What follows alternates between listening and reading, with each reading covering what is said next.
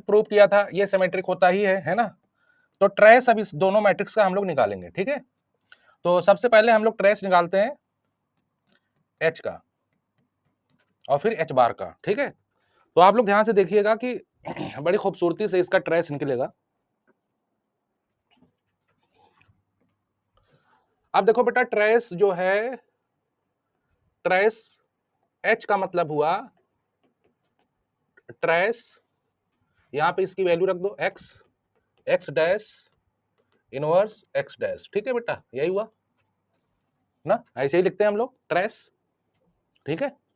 तो अब ट्रेस में आप लोग प्रॉपर्टी सुनोगे कि अगर स्केलर क्वांटिटी है ना, अगर कोई स्केलर क्वांटिटी है, अगर ये स्केलर है तो ट्रेस में आप इधर उधर कर दो, वैल्यू में कोई फर्क नहीं पड़ेगा, है ना।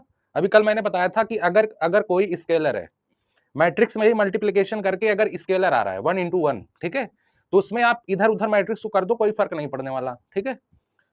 तो जैसे ऐसे समझो कि ट्रेस ए बी है ना, तो आप इसको कैसे लिख सकते हो, ट्रेस बी ए, ठीक है, समझ रहे हो ना। तो बस यही प्रॉपर्टी इसमें लगाना है। तो करना क्या है, देखो ये पूरा एक मैट्रिक्स लो और इसको अलग से लो, बस इसी को क्या कर दो, इंटरचेंज कर दो, ठीक है। तो ये इस साइड ले आओ और बाकी उस साइड, ठीक।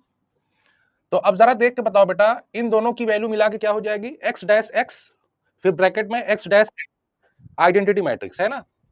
और ये जो आइडेंटिटी मैट्रिक्स आएगा, तो हमको बताना है कि इस आइडेंटिटी मैट्रिक्स में, रुको पहले मॉडल लिख दूंगा, y is equal to x beta plus epsilon, where x का जो वो है बेटा ऑर्डर, वो n क्रॉस p है, ठीक है, और बीटा का जो ऑर्डर है वो p cross 1।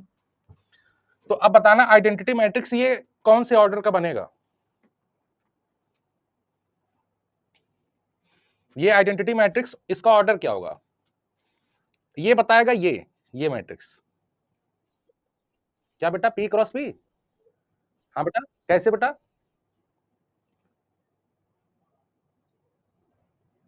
p cross p होगा, लेकिन कैसे,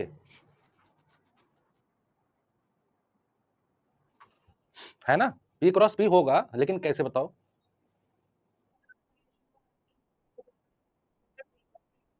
ये ना, जब इनके को मल्टीप्लाई करेंगे तो ये क्या बन जाएगा, p क्रॉस p बन जाएगा। कैसे बन जाएगा, एक बार फिर से देख लो, x डैश क्या होता है, p क्रॉस n, और ये क्या होता है, n क्रॉस p। तो मिला जुला के ये बना क्या, p क्रॉस p, है ना। और जब ये पूरा p क्रॉस p बन गया तो फिर जाहिर सी बात है p क्रॉस p दिस, और इनवर्स है लेकिन ऑर्डर तो वही रहेगा ना, p क्रॉस p। फिर इनका मल्टीप्लाई कराएंगे तो ये p क्रॉस p बनेगा। तो p क्रॉस p का ये आइडेंटिटी मैट्रिक्स बन गया, ठीक है बेटा। तो अब जरा बताना इसका ट्रेस क्या आएगा, p आएगा। इसका मतलब ये हुआ कि ये जो मैट्रिक्स बन रहा होगा ये कुछ ऐसा बन रहा होगा, 1 0 0 dot dot dot 0 0 dot dot dot 0 1 0 dot dot dot 0 0 dot dot dot 1, ठीक है ना बेटा। तो ये 1 1 1 कितनी टाइम्स है, यहाँ पे मैं p क्रॉस p लिख दूं, तो यही आपका IP है ना, यही आपका IP है। तो इसका ट्रेस हो जाएगा that is equal to p, ठीक है। पहले बताओ ये समझ में आया क्या। देखो ये कुछ छोटे छोटे कंसेप्ट्स हैं जो आपके मल्टीपल लीनियर रिग्रेशन में यूज होंगे, है ना। ये छोटे छोटे कंसेप्चुअल वो हैं, वो थोड़े यूज होंगे। अब देखो इसमें मैथमेटिक्स भी है ना, इसमें पूरा मैथमेटिक्स है, बस स्टैटिस्टिकल टर्म्स हैं, लेकिन है तो मैथमेटिक्स, है ना। अब दूसरा निकाल लेते हैं, ट्रेस ऑफ एच बार, ठीक है। अब ट्रेस ऑफ एच बार को हम लोग लिख कैसे सकते हैं बेटा, I minus identity matrix minus H, है ना, है कि नहीं बताइए। इसी को तो एच बार बोला जाता है कि नहीं बेटा, बताइए आप लोग। अभी कल ही बताए थे तो आप लोगों को याद होगा। तो ये आपका हो जाएगा trace I N trace H, ठीक है। अब आपको ट्रेस एच निकालने की जरूरत तो है नहीं, क्योंकि आपको अभी आपने निकाला ट्रेस एच की वैल्यू क्या आती है, क्या आएगी इस केस में, पी आएगी, है ना बेटा। अगर मॉडल आपका ये है तो आपकी ट्रेस क्या आएगी, ये आएगी ना, इतना क्लियर है। तो इसकी वैल्यू क्या हो जाएगी एन, और इसकी वैल्यू हो जाएगी पी। तो मिला जुला के ट्रेस एच बार की वैल्यू क्या आ गई, एन माइनस पी, है कि नहीं, बताइए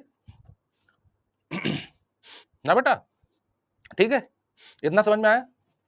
तो इससे हमें ये पता चला कि h का क्या है, p हो गया, और इसका n माइनस पी, ठीक है, रेस्पेक्टिवली। ठीक बेटा, ये हुआ इसकी प्रॉपर्टी हैट मैट्रिक्स का, ठीक है। तो अब देखिए ये दोनों आप लोगों को पता चल गया कि कैसे ये आता है ना।